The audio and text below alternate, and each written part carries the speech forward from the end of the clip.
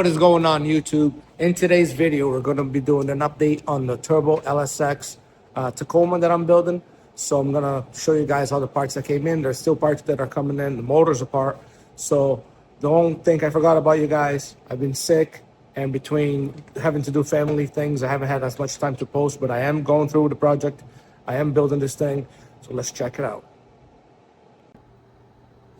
So you guys can see I have the motor apart. Everything looks good on the motor side. I am going to pull the pistons out one by one and do the ring gap at 30 thousandths. That way it's ready for boost. Clean up the block, paint it. It's going to look like $1 million when I'm done with it. So as far as the motor, it's all set here. I have all the parts here.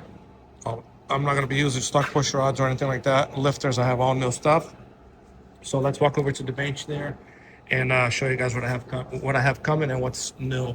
And also intake, I might run the truck intake. I'm not sure yet. I might pick up a Trailblazer SS intake. I'm not worried about that right now. So let's check out what parts I already got. All right, so starting here, I picked up a set of turbo header. So this is going to be the driver's side, passenger side, a T4 mount, stainless. I was going to get the cast iron one, but cast iron one, like 3 days later, just looks like shit, honestly. And I know some of these are prone to cracking. This is supposedly made of 321 stainless. 321 can take a lot more heat than regular 304. So hopefully it'll last.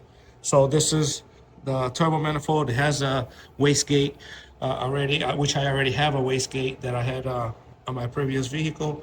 And then the crossover pipe, gaskets, and everything. So we'll see how that goes, but either way, it's gonna look awesome. And then here, I already showed you guys on the other video, the Fabit adapter plate for the AR5. I picked up some ARP bolts for the headers because they like to break a lot. So this is for the turbo manifolds. So we'll start on the right here. LS7 Delphi lifters, BTR springs, BTR push rods, BTR LS9 head gasket, OEM trays, replace those. So this is BTR makes it, but it is a 7-layer MLS, good for boost. Truck Norris cam, ARP head bolts, mail-in. This is high pressure standard volume. So that's what I wanted. And then front seal, rear main seal, OEM crank bolt. You're supposed to replace it.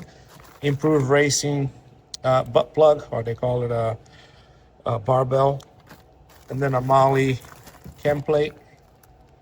Supposed to replace that all the time. And then a heavy duty LS2 timing chain. I put this next to the other chain, and it's like way beefier than what came out of the motor. Let me show you guys side by side. This is just a Ziploc full of synthetic oil just to keep it nice. And let me show you guys the difference. All right, this is the chain that came out of the motor. As you can see, the length's nice and thin. And I'm hoping you're gonna be able to see this here. Look how much beefier this chain is. The lengths are way thicker.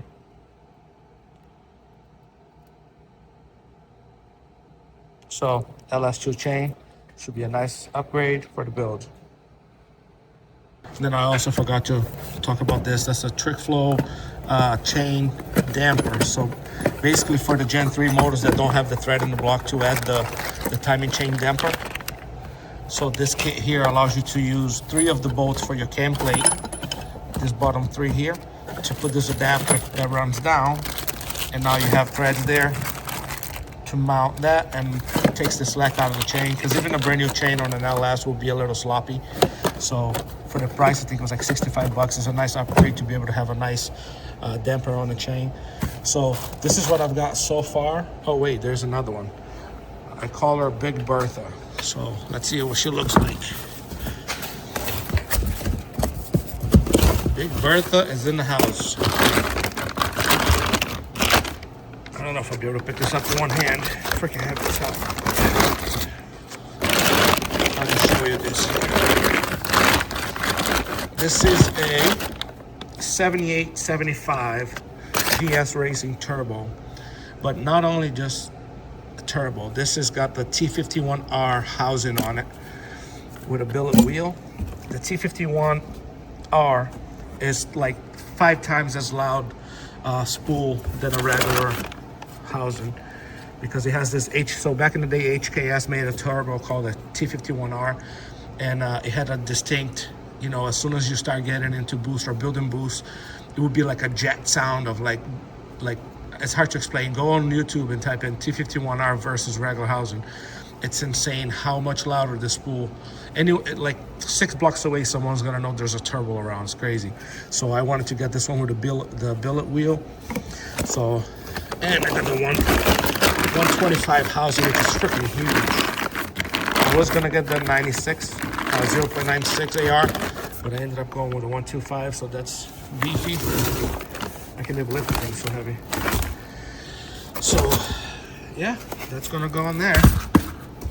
That should be fun.